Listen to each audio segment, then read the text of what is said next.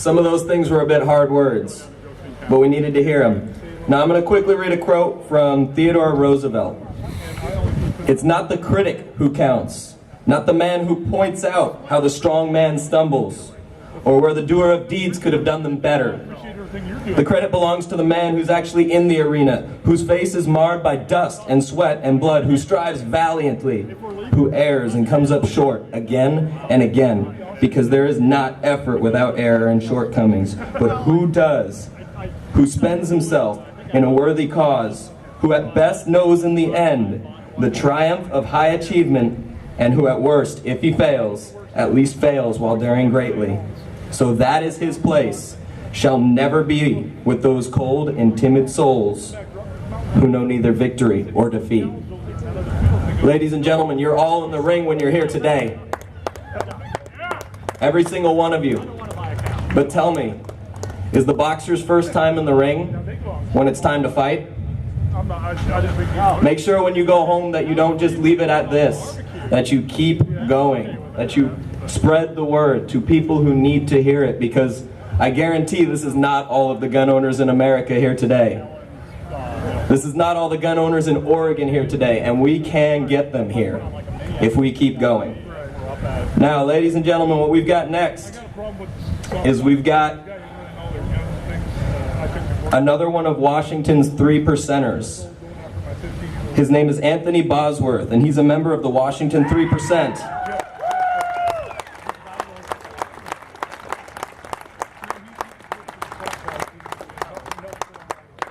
He helped organize the I-594 rally and has also run for sheriff in Yakima County. And he's going to be talking on these two subjects today. Ladies and gentlemen, Anthony Bosworth.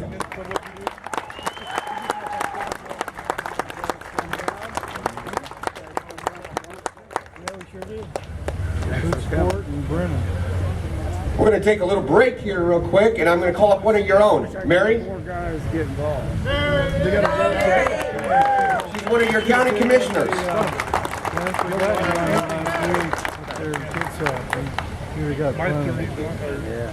Thank you. I'm not going to take too much of his time. I do want to say thank you all for being here, and never underestimate the importance of one email, one phone call, one vote. That has made all the difference, and the very fact that you have all been vocal says a lot. Just to give you a little background quickly, there are 23 counties out of 36 that have passed resolutions or ordinances or board orders that are opposing Senate Bill 941. There are others in the works. So make sure you contact your cities, your counties, your county commissioners. Remember, these people get elected every 4 years, or get reelected or don't get reelected. So those emails and those phone calls can make a difference. And what we couldn't do at the state level, we can do at the county level. So don't stop trying and don't give up. Thank you all for being here.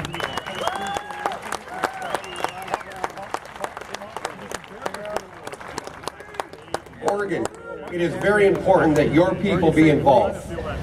Very much so. That's why I was willing to give up some of my time for one of your people here. As you were told, I run for Yakima County Sheriff. I run on a constitutional platform. I have absolutely no law enforcement experience at all. I'm a combat veteran, and I looked around, and what we noticed is our sheriffs don't think like we do. We need citizen sheriffs, constitutional sheriffs. I run against 5 other candidates, all of them with over 20 years experience. They told me I had to pay $900 extortion fee to the state to run for a county sheriff. I refused to. Instead, I went to the citizens and said they refused to let me run if I don't pay their extortion. I got signatures. In 3 days, we got 1,400 signatures from the citizens within the county. I run for sheriff, and I didn't fall for their game. I did not comply with their rules. I showed them that a citizen can run for sheriff. When we run for sheriff as a constitutional sheriff, we controlled the whole race. No, I did not win. But we set records, we broke records, we set history, and we controlled the race all the way through it. Not one time during the race did budget come up, did your normal law enforcement talk come up. It was constitutional talk all the way through the race. One citizen stepped forward and said he had enough and run for sheriff and changed the whole outcome of the race. They put all their men, all their money running against a citizen. They feared the citizen standing up and demanding their chance.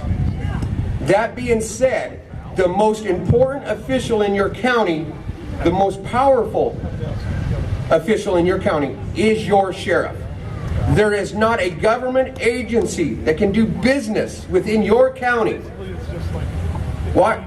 Excuse me. Oregon State has 36 counties. That's 36 sheriffs. How many sheriffs do we have here today? One. That's shameful. When I run for sheriff, they ask me, what are you going to do to secure our weapons rights, our right to self-defense? And I said, I'll stand the line in front of you and I'll fire the first bullet in defense of your firearms, your right of defense, if I have to. I will activate the militias. I will recreate sheriff posses. We'll get the citizens involved. Instead of giving people havoc over concealed weapons permits. As sheriff, I would not require you to have concealed weapons permits. Why? Because it's a violation of your Constitution. And I brought it up before them. If you want to make sure reasonable Americans have the guns, we have ranges. The law enforcement has ranges. Bring the people in and train them. If you want to come train with us on our weekends, we will pay your fee to the federal government that you would normally have to pay for that concealed weapons permit. We'll still issue you that concealed weapons permit when you travel outside of our county, but within this county, it would not be required. That's constitutional, people. If you have a sheriff that supports background checks, supports concealed weapons permits, I'm telling you, he's not constitutional. You need to get constitutional sheriffs. If you have a constitutional sheriff, EPA, DEA, FBI, none of them can do business within your counties without your sheriff's written permission. Don't let them fool you. If they're doing business within the county, it's at the blessing of your sheriff. He has the authority to stop it. He does not have to let them abuse you. The IRS does not even have the authority to seize your home without a trial, without the blessing of your sheriff. That is a constitutional sheriff, people. That's where we need to go from here. At no time should we ever have to wonder if we can pack our birthright for self-defense anywhere we go. It's a proven fact. Have you ever seen somebody shot at one of these? Have you ever seen anybody injured with a firearm at one of these? This is the safest place in Oregon today. I guarantee you it.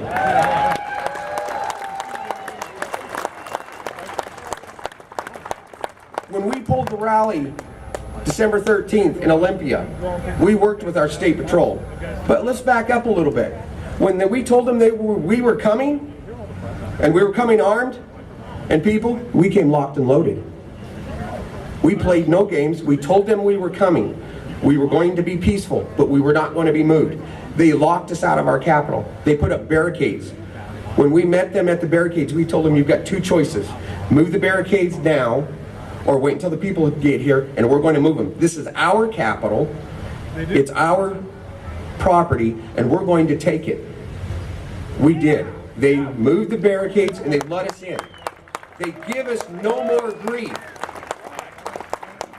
We went back because one of our House representatives had the audacity to say that he was going to make a House rule, an edict, that said that a firearm is now an object, excuse me, it's a sign, it's an object that you use to be rebellious with. They're reclassifying it as a arms to something else so they could deny us the right to be there with it. And we asked them, so if we lock and load and go into the Capitol building, is it a firearm now? Do you want to keep pushing this issue? You try to take an inch, we guarantee you, and this is the call of LFA, Liberty for All of Washington, this is the call that we put out nationwide to the government. You even attempt to take 1 inch, we're going to take back a mile. Every time you try to even approach our rights, we're going to make it hurt. We're going to take back a mile every time. We're going to take it back 260 years. You keep pushing us. We will not comply. We're going to stand, and we're going to move forward, and you will step aside for us. Because the last time I checked, we're the rightful masters. Are we not? Have not your brothers, your fathers, your mothers died and bled for this country? Why would we ever let a tyrant think he was our master? It's time, Oregon, it's time, Washington, it's time, America, that we stand the line and say not one more inch. We need to get constitutional sheriffs in, and we need to start pushing back. I'm telling you now, you've got one sheriff out of 36 counties. You've got how many state representatives, how many congressmen, how many senators that claim to be on your side. I would like every state official that's here to step up front here. Please.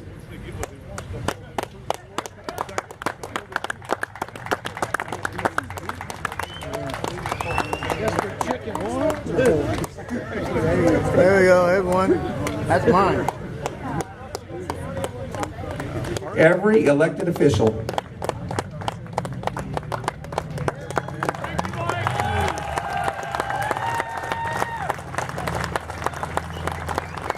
Keep in mind, Mary was here.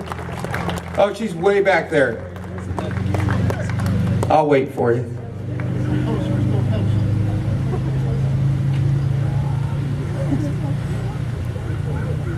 Come on, Mary.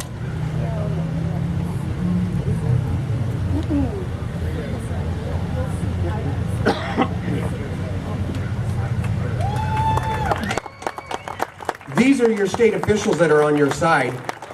They had the gumption to come and stand with you. They're standing the line with you. They're putting their reputations on the line for you. These are your elected officials that are on your side. Remember that. I'll tell you now, look left, look right, look behind you. Everybody, look. There is more elected officials in this state than there is people standing here today. You should have as many elected officials standing up here on your side as there is these amount of people that are out here today. If they're not here today, they don't believe your rights are worth standing for. Get rid of them. Don't play games with them anymore. Don't fall for their crap. They're saying that they're on your side. Well, where are they on the day that you need them? It ain't about the votes. It's about non-compliance. They want to take your rights. You remember one thing. It's not your rights. It's not one of your rights. Where's the children? It's the children's rights. Your fathers, your forefathers secured your rights and your freedoms. It's your job to secure the freedoms and the rights of your children and your grandchildren. It's not your rights you're squandering. They've already been earned for you. You do not have the right to give them away. It's your children's rights you're fighting for. And if you can't see that now, your children are going to look upon you in the future and going to ask you why you did nothing to secure something that you were given, that was already earned for you. Now you got the little Irishman a little bit upset here. Give me a second to calm back down. But this is what we need to remember, people. We don't bend knees to tyrants. We stand. We don't give up. We fight back. God bless America, God bless Oregon, and God bless every one of you.